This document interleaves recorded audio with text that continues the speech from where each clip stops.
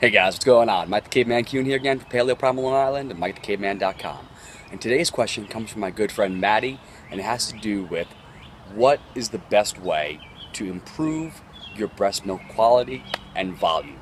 Breastfeeding is a super important, yet super controversial to some extent, fact of life. It is, without a doubt, the perfect food for growing babies. Why? Well, that's what we grew up on. That's how we are what we are today.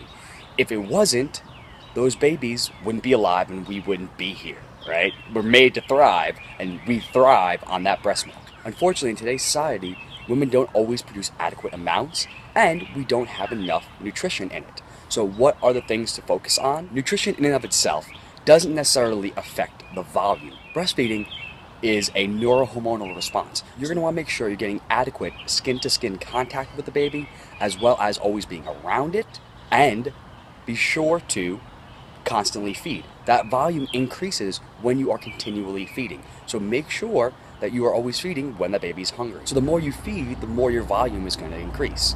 Now, when it comes to the actual nutrition though, that's where it gets important, because that baby's nutrition, be it both macronutrients, be it essential fatty acids, vitamins, minerals, even the gut flora, that all comes from mom. The majority of your microbiome, the bacteria in your gut, comes from your mom. In fact, C-section births actually have less diversity of microflora, the bacteria in their gut, than do vaginally born infants. What do? Well, y'all make sure that you're eating lots of fermented foods, your gut lining is good, and you're also going to want to get in that quality probiotic.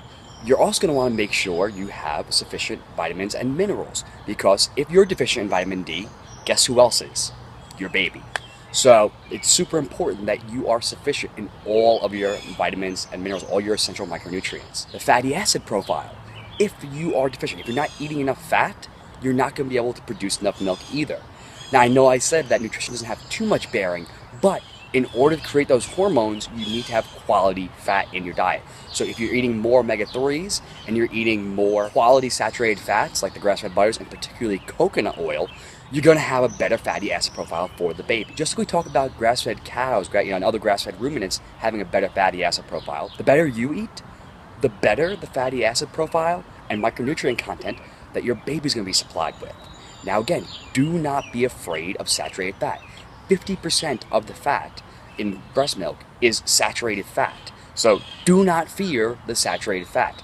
All of that's going to be super important for the production of that milk. One more thing is that breastfeeding process should be occurring for at least 6 months exclusively.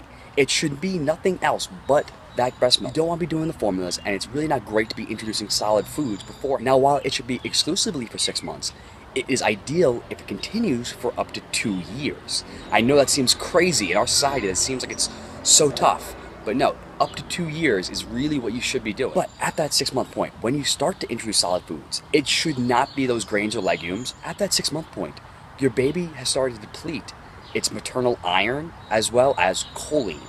And the best sources of those are going to be liver and eggs. And those should be the first 2 foods you introduce. Those are the best sources of nutrition for a growing baby once you're starting to introduce solid foods. So the biggest takeaways for today: make sure that your health is on point. Make sure you're getting in a quality multivitamin and eating real foods to be sufficient in your micronutrients. Make sure you're eating lots of quality fats to be able to produce those hormones and to get those fats to the baby. Do not fear the saturated fats. Make sure you're eating quality fermented foods and taking a good probiotic and your gut is in order. That way, your baby's gut will be in order, because their adaptive immune system shows up from the mom for the first 6 months. They don't have their own immune system. Everything they have comes from you. So make sure you're getting in that quality probiotic. You're going to want to breastfeed exclusively for 6 months, after which you continue for about 2 years, but focus on introducing that liver and eggs first. Those are the best things you're going to be able to do for your baby. All right, guys, hopefully that helped you out. You know what to do. Like and subscribe down below. Share it with your friends. And, of course, if you have any more questions, you can find me over on Twitter and Instagram at Mike the Caveman, over on Facebook, over on Paleo Primal Long Island, and, of course, over on MikeTheCaveman.com. That being said, take care of that baby. Have fun. I'll see you tomorrow.